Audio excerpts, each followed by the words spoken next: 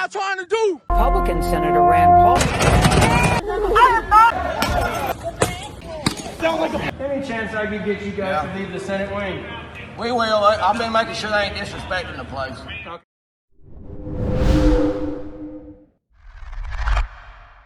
In light of recent events, wanting to be the gray man has become a topic that's become extensively researched. However, let me put it to you bluntly. If you don't live in the area, no matter what you do, you are going to stick out. So let's talk about why you aren't the gray man that you think you are. I have traveled overseas for official work, and sometimes there's just nothing that you can do to quote-unquote look local. For instance, in places where they're definitely not using the Roman alphabet, like this picture here, I definitely can't play as a local over there. So I'm gonna do the next best thing and just be totally upfront with who I am. There are some benefits to that, there are some drawbacks, but you're here for the gray man stuff. So let's go ahead and talk about why you don't fit into the particular area that you are going to be passing through. Let's be honest, if you live in a place, say like Beverly Hills, you've lived there all your life, you're going to have a certain look, a certain way you move, a certain way you talk to people, and if you're passing through South Central, you're going to stick out. You're definitely not going to really fit in with the general vibe. I'll get into that, but then we have three major things that I want you to think about and look at. The number one mistake that I see people make is they source their clothing from tactical companies. Yeah, sure, you want that cool, slick, button-down short sleeve t-shirt with the pockets that open up on the chest and you can pull it and there's Velcro everywhere and you can access a holster. That's great. But if you think you're doing low visibility right, you're totally wrong. At the very least, you're gonna look like a cop of some sort, an off-duty cop or some kind of hardcore tactical nerd that probably is carrying something that is valuable. Now, whether you're actually carrying or not, that's up to the other guy to decide whether or not you're worth the risk. But let's also take into account where you live. If camo and surplus military clothing is normal where you are, great, no problem.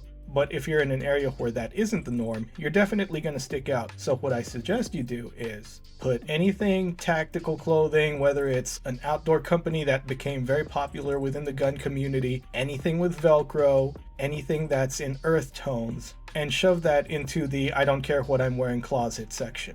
If you're trying to not bring any attention to yourself, it might kind of sound hokey, but you gotta be yourself. You know, you're not gonna go from a t-shirt and jeans kind of environment and then wear a suit and expect to feel comfortable in a suit all day, every day, unless that's what you've done. You're not gonna move in it naturally, you're gonna look kind of uncomfortable, your movements are gonna be a lot stiffer. If jeans and a t-shirt is your thing, then own it. You know, get a nice, comfortable pair of jeans and a t-shirt.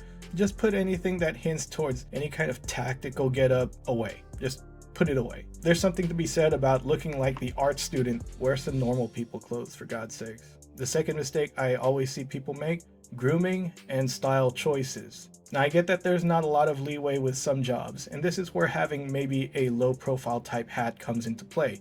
You don't want to go into certain areas, rocking a high and tight, and have someone mistake you for someone that shouldn't be there. You want to be able to put on a beanie. You want to be able to put on any kind of hat that makes you feel comfortable, but as long as it's something that blends into the norm of the area. If you go around wearing a pakul, looking like an extra out of the movie 12 Strong, you're doing it wrong because you're going to be very noticeable and very memorable to everyone else that sees you.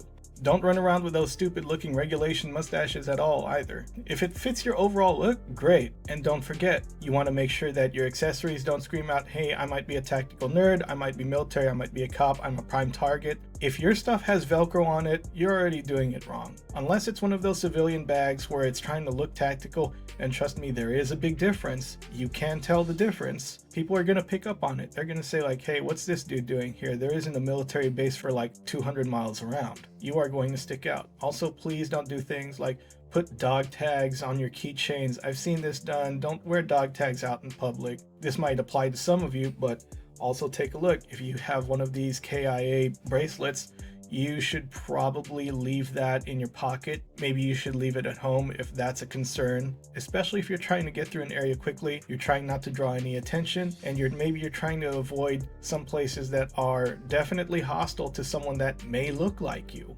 I kind of touched on it at the beginning. Here is the big elephant in the room. You simply do not fit the demographic of the area you're crossing through.